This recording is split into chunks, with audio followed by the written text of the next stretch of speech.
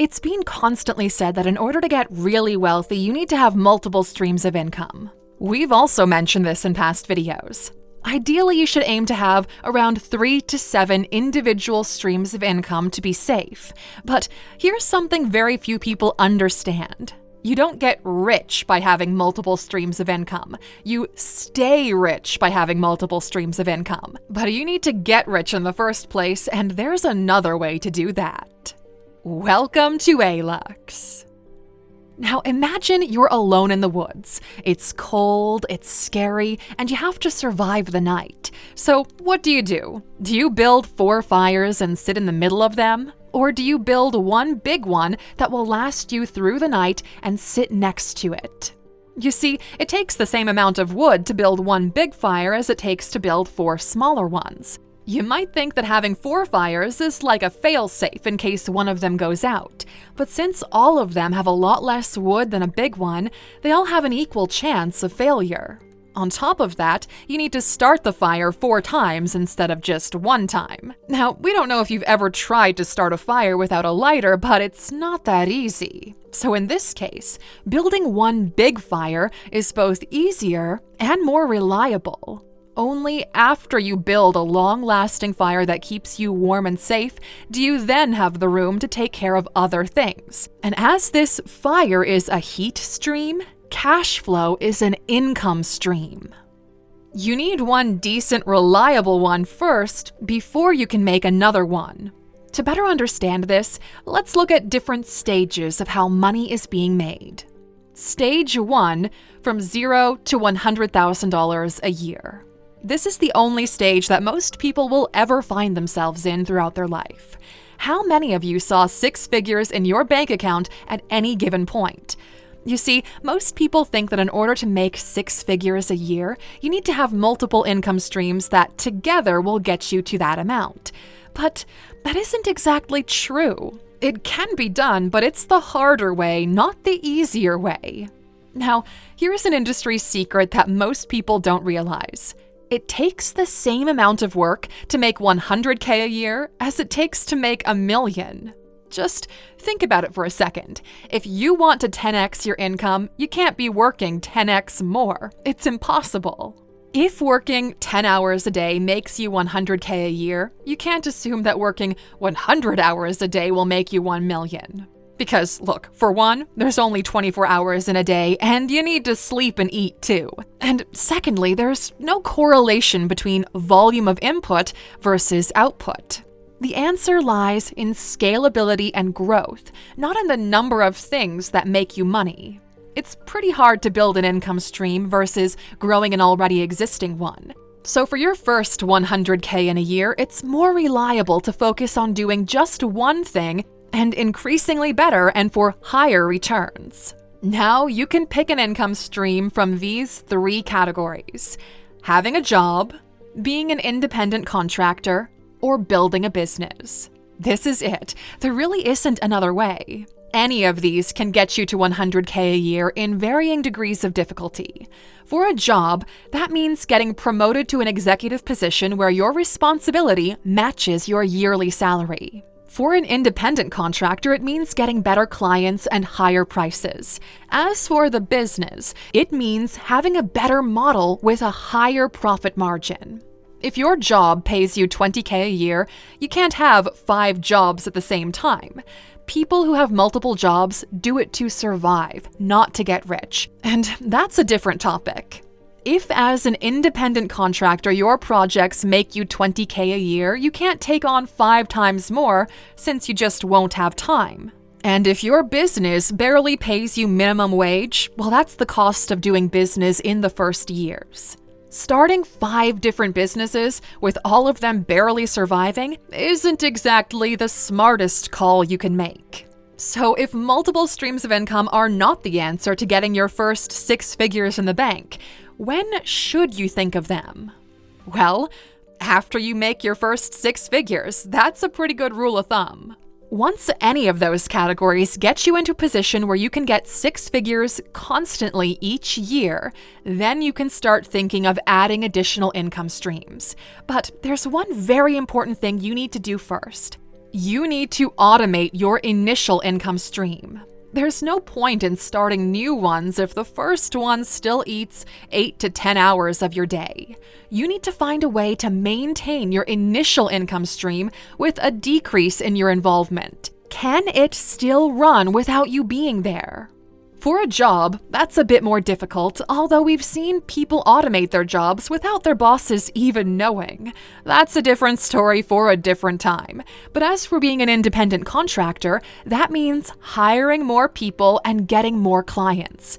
And as for being a business owner, you need to build up a team that can take care of things internally as you go out and build new income streams, either within the business through different products and services or through another business. The important thing to remember here is that if you cannot automate your initial income stream first, starting a new one might not be the best call.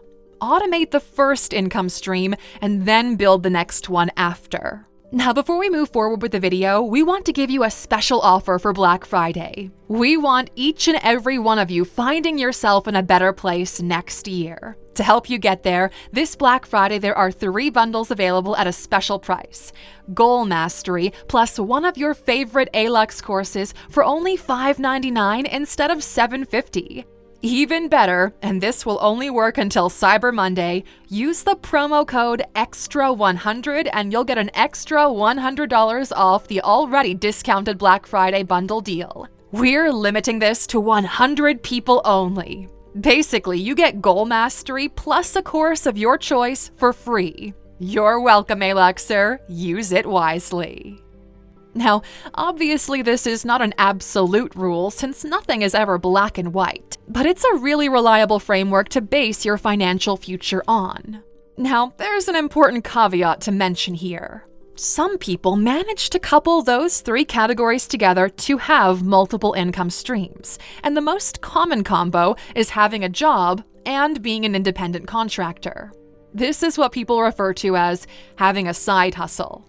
Now, the reason they do this is to transfer the main income from the job to their independent work. They're doing this because it's easier to scale as a freelancer than to get promoted as an executive director in a corporation. So this is how you actually build an income stream, and it's the same way with your 3rd and 4th and so on. The only exception to this rule is real estate. You come up with the down payment, you get a place, you charge rent. It doesn't involve you being there after that purchase is made, but it can take years until that place will pay for itself. It's an investment first and an income stream later. And speaking of investments, are they considered an income stream? Well, it's a little bit more complicated than that. Investing is a stream of income when you have a considerable amount of 2 things, money and time. The average annual return on stocks is 13.8%. That is, if nothing catches fire. For example, if you were to sell stocks today, you would be losing money because we're at the verge of a recession and most stocks go down big time. As a matter of fact, we did a video on major stocks that are down more than 50%. You should check it out after this video. But back to the point. Let's imagine all things go well and you get an average 13.8% return on whatever you invest. 13.8% return on $1,000 is $138, and you ain't retiring with $138. So for starters, you need a fairly decent amount of money to begin with so that returns add up to anything worth mentioning. And on top of that, you need time. You see, you can get 13.8% this year and negative 40% next year. If you need cash right away, you're in tough luck, my friend. You need to afford enough time so that positive returns can compound on each other. We're talking like 10 years plus. So, should you disconsider investments altogether? Well, of course not. After all, it's free money. And on top of that, there is another reason why financially educated individuals invest their hard-earned cash, and that is to safeguard those dollars and protect them for the future. This year, the US saw one of its worst cases of inflation. Other countries are even more hard up. Things are not looking very pretty out there. So what financially smart individuals are doing is acquiring assets that are recession-proof, and one such asset is art. We're talking blue-chip art here, not what your kid draws on the fridge. Now, blue-chip art means high-value art that's expected to increase in value regardless of economic ups and downs. The only problem is, unless you're a millionaire, investing in art has been nearly impossible. And this is where our partners at Masterworks come in. With Masterworks, you can invest in artists like Banksy and Picasso for a fraction of the full cost. Because Masterworks qualifies their paintings with the SEC, breaking them into shares so you can get a potential profit when they resell. Masterworks results speaks for themselves. 5 sales this year alone, with their last 3 returning 17%, 21%, and 33% net to their investors. With nearly 600,000 members, Masterworks has had paintings sell out in minutes and are constantly releasing more to meet demand. You can skip the waiting list by going to masterworks.art/alux or by clicking the link in the description. Okay, so with all this being said, what's our advice? Find your thing and stick to it. You need to cover your minimum requirements first. You have a limited mental energy, and realistically speaking, you can't juggle too many important things all at once. It's just not sustainable. But after you find your thing and that thing starts to cover your daily living and you free up some mental space, then you can start thinking of building a secondary income stream.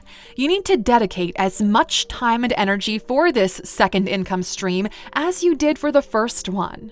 We've built multiple income streams, but we always stick to this formula. Figure out the first one, then start another.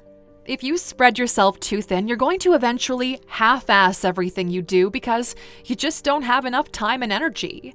And we ourselves have fallen into this trap too back in the day. We started too many side projects at the same time only to find ourselves trapped in a never-ending list of chores and maintenance just to keep things afloat. What's your thing? We'll see you back here tomorrow for the Sunday motivational video.